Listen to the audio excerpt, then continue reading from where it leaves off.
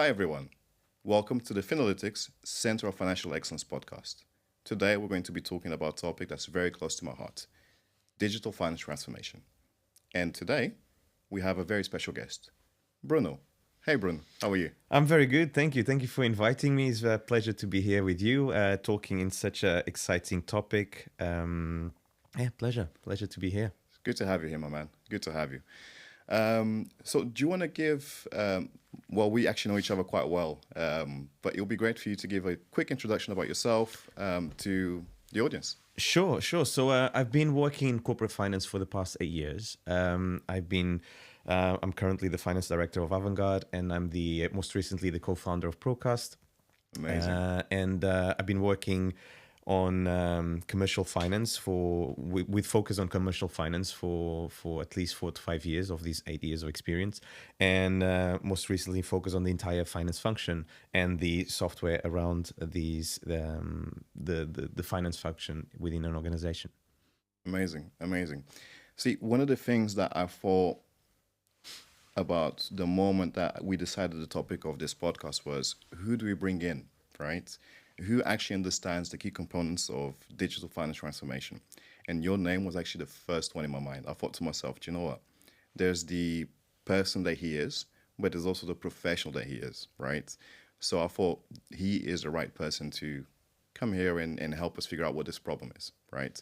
So my first question to you is, what's the key problem or the key components of digital finance transformation? That's very kind of you Yeah. in terms of thinking about me in that manner. I would say the biggest drivers within the financial transformation within organizations nowadays, they fall into mainly 5 pillars, I would say. Where the first one being BI, so business intelligence, where you have a huge focus on the new technologies being driven by data analytics, FP&A tools, and reporting sort of focus within this space. So there is a huge emphasis on seeking technologies that provide or facilitate these insights to the business. The second one I would say is cloud computing. So as no one can deny that the flexibility and adaptability and scalability of cloud computing is a huge aspect of why so many corporations are now shifting towards these technologies. So the previous desktop based with local servers technology is getting outdated, and these new solutions that are emerging everywhere right now, extremely adaptable. So that's another pillar that I find that is a key component. The third one is automation. We can't deny that the current state of technology does provide a lot of automation, especially on the more repetitive tasks. I'm a sucker for automation. Yeah, absolutely. And I think you pioneer it quite well, especially on the vast conversations we have around this topic. Yeah. And it is very important. It's a crucial aspect of the of finance as of now, and security. Security is by far a huge aspect, not just from external sort of threats, but also internal. So user control, restrictions, access to data encryption. Yes. So that's a big aspect of it. So yeah, those are the main sort of key components I would say that currently have the users shifting or trying to transform their software stack. Yeah, perfect. Yeah. I love the fact that you've actually broken it down into 4 or 5. I actually lost count at some point because I was just so Me too, engrossed by in the way. thinking of the actual. Yeah, exactly. I was immediately thinking of all the different things that fall within automation, security, compliance, right? And one of the key things that I wanted to actually pick on that was when we look at automation, you can't automate a broken process, right? Exactly. And you can't automate, well, you can, but it's going to be broken. So it's not the right way to do it. There's a system and a process, I always say, right? And when you do a poor implementation or a poor digital finance transformation, right, you're going to encounter significant issues, right? Now, from these few pillars that you've mentioned and brought to everyone's attention, have you seen examples where your work or your colleagues' work has suffered because the actual digital finance transformation element wasn't implemented properly, such as the poor automation or lack of security. And because of that, there were ongoing issues. Yeah, absolutely. So immediately two examples come to mind. So one is from a security point of view. So which is I have an experience with a large organization which had like a substantial transformation when it comes to the tech stack on within it, and unfortunately the security controls weren't as sophisticated as the entire sort of implementation was supposed to be. So I've seen so many of those. yeah, So yeah. many of those. So you had quite a lot of recurrent situations where data theft, right? And we live in a in an era where data is Data is everything. gold. Yeah, exactly. Data is gold, right? So when you have now, when you have employees being able to access data, export data, Yeah. and you know, Especially financial data, right? Like Yes. having access to financial data when you're not supposed to and being able to take it out from your Yeah. current system into the outside. Absolutely. It's a huge issue. Absolutely. So that's yeah. I did find that yeah, we suffered a little bit in terms Yeah. of we saw that previous competitors, not even Yeah. competitors, but people that were working in the same space, Yeah. were now in a very sort of attractive proposition that was very Interesting. similar to what we had before, Got and it. with employees that used to work with us. So it's yeah. So that's definitely one of them. So it's not just taking the employees and their knowledge, it's actually taking the, financial insights that they bring with them as well, right? Absolutely, including Interesting. tools as well. Like we can't forget that even tools, like sometimes you have companies investing so much time and money in developing certain tools and certain strategies to and workflows, basically. And you have Don't get me started employees. in workflows. Yeah. Please don't get me started with workflows. You have employees that take that, but that's just natural. That's tough for you to sort of have a control per se, but people that just take those practices and implement them somewhere else. But the second part is even prior to do the system transformation or implementation in any business is which people or experts are pioneering such implementations. And a lot of the issues you have is that software is implemented in a manner that was wrong from the get-go, right? So it will effectively hinder the any user that is using that technology after it's being implemented. Yeah. Because if the process of implementation is wrong, then it's just the execution will be wrong as well. So Absolutely. that's another aspect that that I faced in in a previous company that I've worked.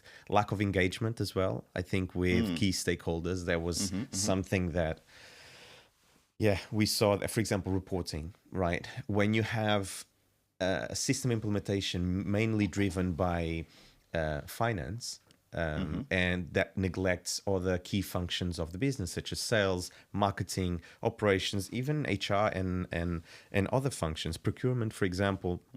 When you have these systems being driven by a silo sort of task force, Yes. you will see a huge degree of negligence in key indicators of performance. And we saw that from a sales point of view, where we have a new system, but then because of the sales team wasn't involved in certain areas, the reporting wasn't as flexible. Yeah. You know, do you get me? Absolutely. So yeah. Let's talk about the word negligence for a second, right? So would you say that the lack of understanding the requirements from the different functions has been or would be an issue when it comes to implementing the right financial digital strategies? Yeah, absolutely, absolutely. And I've also experienced that where I've worked in a smaller company where they had the right attitude in towards, like, they wanted to transform their systems into one platform that could provide all insights, automate certain functions, but unfortunately the delivery of or the execution of these sort of shift was absolutely wrong. They didn't understand their requirements. They had delusional sort of expectations. I've seen that so much. Yes, a So lot of much. people when talk about, oh, we're going to have a new system, it's going to solve all problems. That's Yeah. absolute lie. It Yeah. doesn't work that way. So and also you often hear this terminology, which is it's a journey, not a destination. Yes. And software implementation is that way, because you will, in 5-10 years time, most likely you will shift to another solution. People have to be aware that, number one, we need to understand what softwares we use. Yes. What are the full potential of these softwares that we use? We need to understand the key pain points and really the set realistic goals. Yeah. And engage with experts, whether they're internal or external. Really give voices to relevant experts within the industry Absolutely. that affect different parts of the organization. You can't simply say, okay, I'm going to implement a new ERP system that will affect your CRM, procurement, marketing, and so on, and then just engage with your finance function. I love that.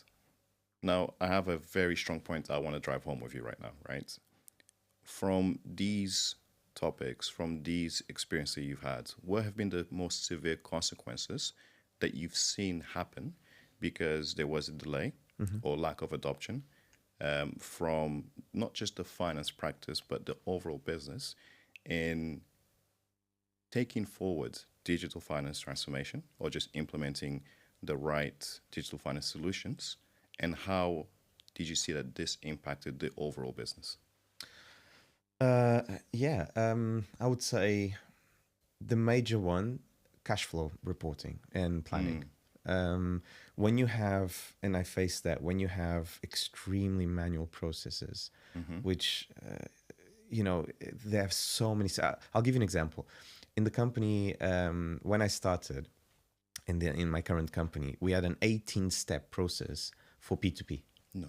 18 step. So think about it, if there was any revisions within any of these processes, and think about also the amount of manual inputs that there are. Right. And how do you control sort of like your cash flow when you have such a high degree of manual processes, right? From a payables perspective, let alone receivables, that's a completely other game. Yeah. So from how can you have a good sort of control within your cash flows, and most importantly, how can you plan accordingly, right? So I think from the most severe case that I've seen in terms of bad sort of tools that are currently used and that follow bad practices as well, I think cash flow being affected significantly and can hinder a company in in a atrocious way. I've seen that happen a few times as well, and it's not a pretty sight. No, because you think you have a specific plan in place. You think you're going to be able to achieve certain metrics over the next few months, quarters, and so forth, and then you realize you can't actually put in place the steps that you need to essentially do to get to that level because your cash flow doesn't allow you to do that, right? And then if you reverse engineer it back to the origin of the problem, it ends up coming down to poor systems, poor processes, right? Lack of knowledge, right? And you're not looking for the solution. You're thinking, not you specifically, Bruno, of course not. Clearly not. We're here for I'm a an reason. expert on it. You are though, right? One thing, and a slightly different point, and I say this to my team all the time, is you're only an expert until you think you're an expert. And we've spoken about this before, right? And one of my mentors did tell me this a few years back, and it was very insightful to have that insight, right? Insightful to have that insight. Where was I? When you reverse engineering back to the beginning of the problem, it does come down to those topics, right? To those malpractices, poor system solutions, poor tech stack, right? And not looking around for a solution. Now, let's pick up on the word solution, right? So we've spoken about having the right tech stack, and you've mentioned you're a co-founder as well of a specific business which has a very, very tech-driven approach, right? You are building your own software, I believe. Correct. Yeah. Right. Yeah, exactly. So two things. right? Number one, I'd love to hear more about what you're building and why you're building it, right? And then secondly, in addition to that, what are the other digital tools that you've seen in the workplace or that you've implemented yourself that have dramatically transformed the business? Talking a little bit about Procast, we are a profitability management software, cloud-based for event organizers and marketing agencies. So the reason why we went to on this project was the huge dependency that larger companies have on still spreadsheets. There are endless tools in terms of project management tools, but they all cater to smaller projects or internal projects like software development and so on and so on. So event organizers do have a degree of dependency or adaptability of tools that are not designed for the event space. Yeah. And we saw a niche. Events is my career. I've been in events for the past 8 years, and that's the space I saw relevance for me to tackle. So that's Procast in a nutshell, I guess. In terms of systems that I saw completely changing, The workplace. the workplace, I would say obviously the And strategies as well, of course. I would say the ERPs, of course, like the implementation of an ERP, having consolidated data, multiple modules within one platform, is definitely something that has created a lot of benefits to a lot of Yes. users. So you now no need for you to log in 10 or 15 different sort of Yeah. softwares to do the Yeah. same thing, and the UI usually is fairly consistent. Yes. Which is also quite important. And reduces tech fatigue as well because it's a real thing. Yeah. When you have 10 different systems you need to log into, Absolutely. and they don't speak to each other more often than not, huge problem, right?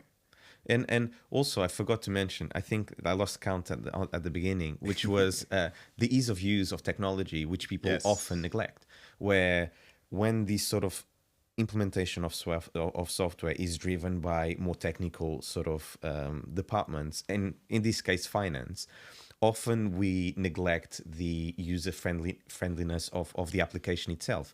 So I've done quite a few demos in the past 2 years, of course, due to the market research for my own software. But and I could see immediately the lack of engagement as soon as someone opens their UI, because when you have a tool that doesn't invite the user to have a user input, basically, because you will always need users to sort of maintain these tools, and if the user is not incentivized to use these tools, as you are, for example, when you open your email or you open your calendar, has to be this sort of interaction Every morning when I wake up. Yeah, exactly. Because it's an easy tool and it provides you the information you seek. And if tools nowadays, and it's quite common, believe it or not, if tools don't focus on user friendliness and try to minimize the amount of clicks you have, the amount of pop-ups, it's just, that's definitely something that I can see a bit more trendy. Absolutely. But the engagement of ERP systems that are user-friendly, they are consolidated different modules within them. I think there is a huge shift in terms of these task management or project management tools as well. Yes. The Monday.coms, the Sanas, ClickUps, and so on and so on. Absolutely. There is a huge interest on that. There's a lot of traction.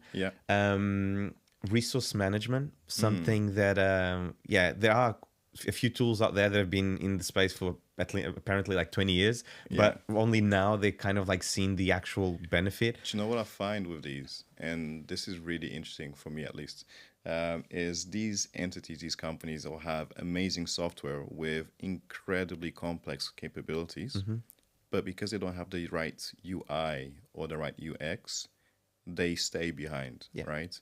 And they have to do so much in order to catch up with the newer software, which may not have as much functionality, but because it has such a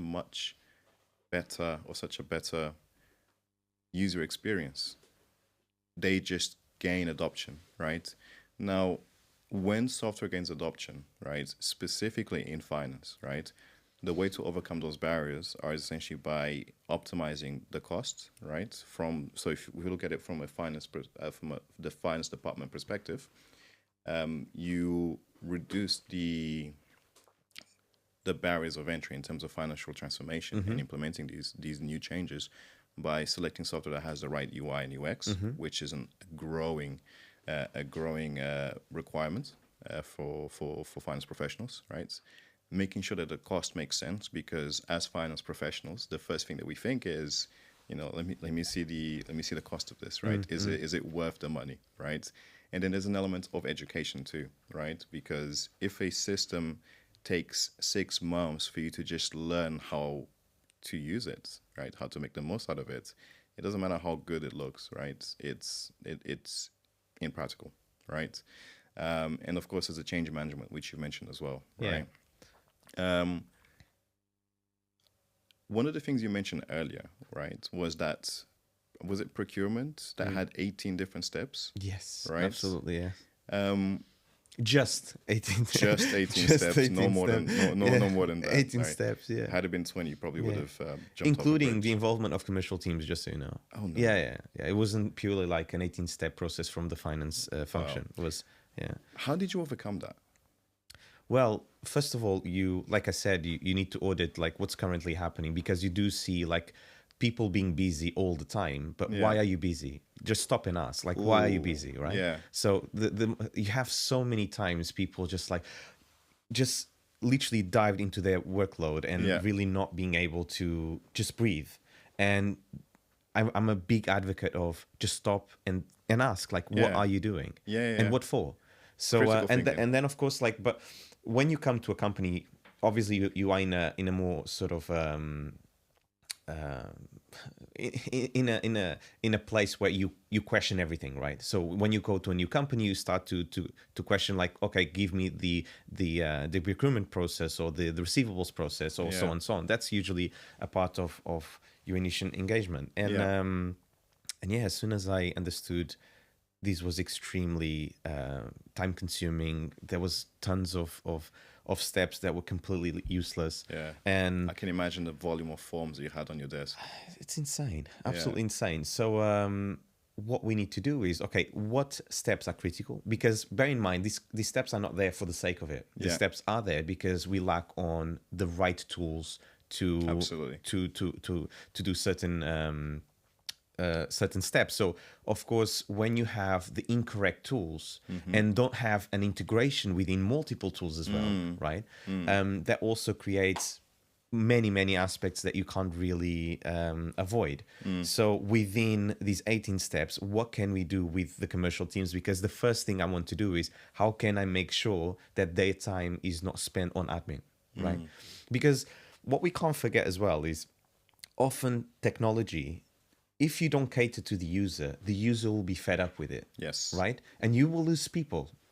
Organizations will lose staff because it's far too manual, far too admin, especially like, imagine a salesperson. They're brought in to sell, and they're brought in to, to do business development. Yeah. And 30% of their time is admin. No one wants to do that. No. You will lose crucial expertise. So Yeah. what... Preach. So what we had to do is to really assess what critical points are and steps that had to be in place, and we kept them. Now that's why we're still looking for, and we are on the verge of actually starting to implement a new tool, and that it will eradicate probably like 80% of these steps. Yeah. So and that's the beauty of leveraging with new technology, which they have so many features that allow us to automate, small little steps. So from 18 steps, we're probably going back down to 5, Yeah, 7. 5, 6. Yeah, 5, 6 there we steps. go. Yes, that's the ideal scenario. And obviously, you want to make sure that the control still remains, or actually you promote better control even. Because control, obviously 18 steps, you can't really say that you have a lot of No, you control don't there. have control, no. So you want to increase control, increase flexibility, and that's what we tend to. So quick question around that, right? You're essentially going from a broken process with 1 too many steps, 15 too many steps, to a more streamlined process with a better system in place and allowing your people to do better, more interesting work, right? Exactly. So that essentially allows you to have a better understanding of your financial position as a business, right? Allows you to give your team the tools to be able to do more with less, which is very important, Mm-hmm. right? And this actually cascades down and impacts the overall business because you can provide better reports, Mm-hmm. better insights, and you can actually help with decision making, Mm-hmm. right? One of the key things that we've seen over the last few years, Bruno and I actually, is the needs of the finance department and the transformation required to help the business grow. So the finance function, more often than not, is seen, and you can account for this, right? You can vouch for this as a back end function, Mm-hmm. right? Especially in certain parts of the world, right? And not necessarily as a strategic partner, which is exactly what the finance team should be helping with, Mm-hmm. right? Should be performing as, right? Now, to be able to do this, right? Usually businesses focus on the sales team, right? To bring in money because sales cures all, as we all know, right?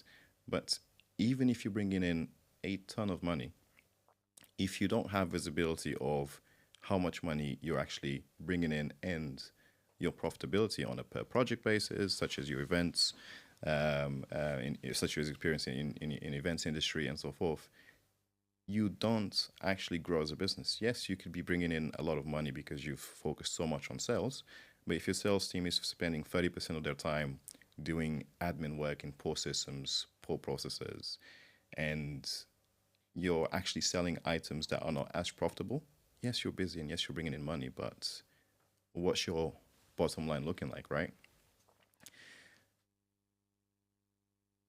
One of the things I want to ask you about as well is going forward, right?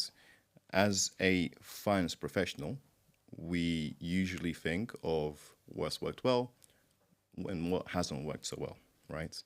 But more often than not, we don't really think of the even better ifs. What strategies would you immediately think or want to implement when you go into a business on a consultative approach, for example? Is there anything specific that you immediately want to pinpoint? Something that you immediately want to figure out? Yes, you've mentioned you're spot on in terms of like the sort of perception that certain regions have from the finance function, in the sense of the sort of admin sort of support function where you stay in the corner office and processing invoices and paying suppliers. I think you're spot on. So, in terms of your question, you are you asking in terms of the finance function as a whole, or a digital transformation within the organization? What? So I really want to go into the it's very specific niche, which is the finance transformation Yeah. across the business, right? So there's two things I want us to talk about. One is the strategic need, right? And once you actually introduced, this strategic needs, are the current softwares, systems, processes in place, or the ones that you actually want to bring in from your previous experience, are they worth the money as well? Is the ROI there, right? So these are the things I'm thinking Yeah, that's a good about as question. well. I think there are a lot of strong propositions in the market for not really a lot of money. So I think from a cost perspective, with the correct market research, I think any business nowadays can make very fundamental or database sort of decision making. So I think in that regard, we live in a very privileged era. Yes. You have tools that are even free to use. Yeah. So Yeah. yeah. But that said, the first thing I usually see is I want to explore the full potential of existing softwares. That's the first thing I want to see, because it's so easy for people to just say it doesn't work. It's terrible. I want a new thing. Yes. With the perception that the new thing will solve all the problems. And changing systems is a very complex and time consuming task. And usually it's a very long term commitment. whether it's 3, 5, 10 years, it's a long-term commitment, and it does shape the company. And if the new system you implement is not catered to the growth of the company, as you now, for example, especially on startups. Yeah. I've worked in a startup before, like 30 individuals, but then in the next 3, 4 years, you become 100. Does the system that you implemented 3 years ago caters for that sort of growth? Probably not. So the first thing is auditing processes and understanding what are your goals. Again, engage with multiple stakeholders. I can't stress that enough. Do not work in silos. That's the worst thing you can do, especially when you want to bring in a complete new set of software for your entire company, and really set the roadmap. Start small, monitor. I would say try to do a parallel implementation if possible, and and just enjoy the journey. I would say in terms of any sort of software that any company wants. Another key aspect that we need to sort of stress is You're just dropping gems right now. By Well, the way. I absolutely love it. I don't know. I think the very important aspect nowadays in terms of technology, and of course within Procast we assess that, Yes. is the importance of any technology that is adopted to be able to integrate within existing technologies, so through our APIs or any other format. So True automation. yeah. So I think it's so important because there are companies that seek, no, I don't want dependency on one tool, which is fair. It's fair. Like you got one tool that can do it all, right? How many times you heard the sentence all in one solution? Yeah. From A to Z, right? Yeah. So, which I'm not the biggest fan of these sort of approaches. Same. But you have companies that really seek diversification in terms of technology. And what you need to have that is a very strong architecture within your technology that supports that diversification. And most importantly is that you extract the data into a data warehouse per se that allows obviously for further reporting. But that's obviously a more sort of complex sort of integration. Yeah. But I would say that any technology that is adopted, to probably be mindful of any potential integrations with existing technology. I would say that that's a key point. Amazing. I love the detailed breakdown that you've just given. And you've essentially just explained how finance can actually act as one of the main strategic functions for the business, right? Which is identifying what your North Star is, right?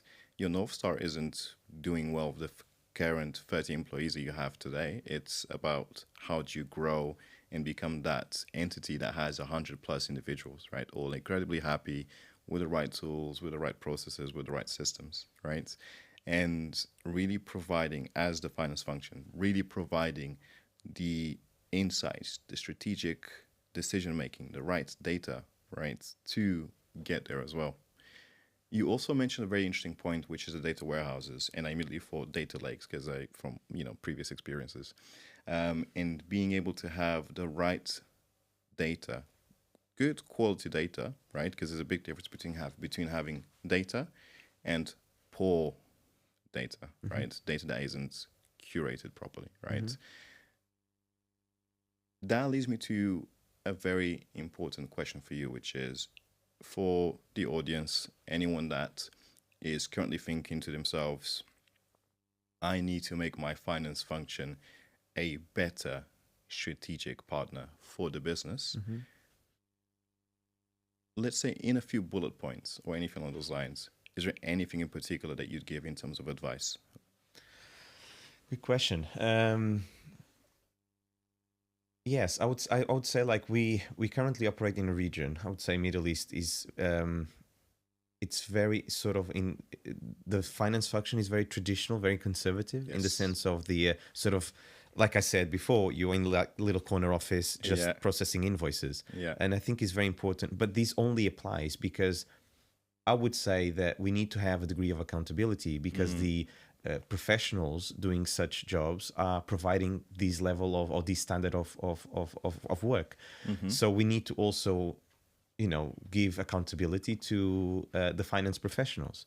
I think nowadays a finance professional needs to be an octopus, right? You need to know your sales, marketing, you need to know HR, you need to know your payroll, procurement, you need to know Yes. obviously compliance and tax, and you need to know a little bit of everything if you want to stay relevant and if you want to really make sure that your senior management sees you as a partner.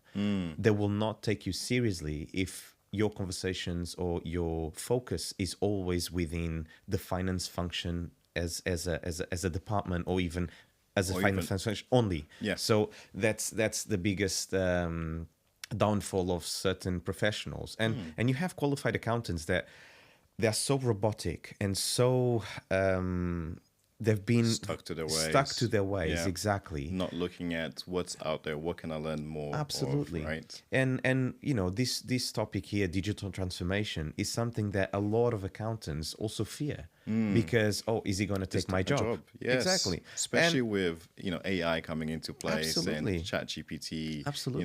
4.0 now. It's not 3.5 or 3 or but you anything have like. you have multiple solutions which are even free of charge, like you Yes. have Microsoft Copilot, Gemini from Google, you have Yeah. you have so many tools out there that could Right. easily give you like some insights. Of course, there is the stigma of the credibility of these sources. Yeah. Machine learning is not up there But yet. that's why you use systems Of and course. tools to elevate your team, to Absolutely. elevate your skill sets. As a professional, you need to be able to identify what's out there that I can bring into my personal life as a professional, right? Into my business that is going to help me become a strategic partner, strategic player in in the finance function, right? We've been talking about a lot of topics, right? And just now we've spoken about how specific tools become such a huge part of the finance transformation, right? There's a couple of things I want to mention. One was you specified that the finance manager, the finance director, or the CFO, or anyone within the finance practice, but let's talk about leadership specifically. They need to be an octopus. They need to understand elements of accounts payable, accounts receivable, treasury management, internal audit, all of these different things, right? My question on that specific point is, how deep does the knowledge need to get to? Because it doesn't have to be incredibly deep, because that's why you should have a team in place or a function in place that will be able to enhance those processes for you, to bring in the tools, to own that pillar, right? But what type of knowledge, or how deep does the knowledge need to be across the different functions as a finance leader? It depends of course, you will always have your degree of expertise. It depends of what sort of level you are. Sort of from a strategic point of view, of course, like the degree of expertise in a very technical way are lower than a person that is actually an expert within that field. So that alone, of course, it depends of the level of that particular individual. But from a senior management, I think financial knowledge is a key, and I think we have most of the leaders nowadays. Some of them have finance background, some of them don't, Yes. and again, that's why the finance function becoming a partnering function is emerging. Yes. Because they're seeing the true benefit, and It's something that we see a lot in the West as well, Yes. right? Which is, if you look at the States, if you look at, the UK, where we've both got years of experience from, the finance function really is a strategic partner, right? And that's Absolutely. something that we've seen, we've spoken to hundreds of business over the last few years. Absolutely. And- I've been extremely lucky to start my career in an absolute beast of a company where the finance function was indeed a partnering function. Amazing. And I was extremely lucky in the sense of witness and be part of that culture and really grow within this sort of culture. And it was a huge shock when I left that company and I went to another one where no, like we just need you guys to do, the routine sort of accounting. And was a huge shock, was like, where's the added value of this function now? It's almost like you have to prove yourself Yes. in towards like, no, like you guys are missing a lot of, benefits Yeah. for hiring certain individuals. Yeah. So I was extremely lucky to be sort of exposed to that sort of partnership. Yeah. And also a lot of there is a huge degree of collaboration. You know, when you are on a partnering function, you work very closely with the commercial teams. And it's like you now know a little bit more about like sales and the strategy and the revenue pathways. Yes. You know about like social media engagement and marketing campaigns. You know about like speaker management. You know about like the entire function of recruitment. You know so many things. But again, that has to be at a certain degree. You will always have your payables, receivables, but nowadays, and you know, like I'm quite special in terms of like having this sort of unique opinion, but I do see a bigger engagement on outsourcing the more sort of like technical functions. Because while there is the narrative of losing control, there is also the opposite narrative of gaining expertise. Yes. Right. So I think the biggest He's talking about us, by the way. He's talking about us. Clearly, I am. But like, obviously, the propositions you offer, but and obviously your competitors as well, is a world that it makes it very difficult for you to justify sort of like a payables and receivables, or like your tax compliant individual within your organization, where you can easily outsource for much cheaper rates. Yes. A company that provides obviously that sort of full-time support. Absolutely. That's one of the key things that we've seen in the market, right? Which is the concept of finance as a service, right? On a subscription basis is one of the most powerful things that I've seen, right? And that's essentially the approach that we're taking. Our North Star is to become the finance as a service of many, many large enterprises, right? And it does all come down to being able to help businesses that don't necessarily know where to start with their digital finance transformation. Now, with that, do you have any specific thoughts or advice for businesses that are still hesitant or not sure where to go, how to start, or haven't even prioritized their finance transformation or across? Yeah, it's an interesting one. I would say finding sort of reasons to not engage with like different sort of solutions.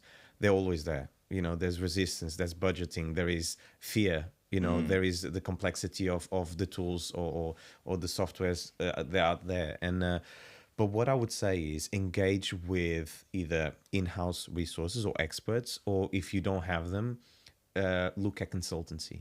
Look at experts where just go out there and have a good business model. Yeah. Like one thing that I've done before I went and look at a solution with Avantgarde was I went to the different departments within the organization and understood like, okay, what is the workflow for example, sales or within the pipeline? What's the workflow from a recruitment point of view? What's the workflow for a marketing point of view as well? So understanding, having these modules, right, and really discussing these with different software solutions. And you might see immediately, we can't do this or we can do that. Or if we do some customization, we can provide that. Having the most cost-effective solution that provides the best benefit is something that everyone wants. But for you to reach to that, you need to do your homework. You need to truly understand what you want and what you currently have and what people you have around you that can successfully implement these tools. I love that. Yeah. Absolutely love that. It's amazing.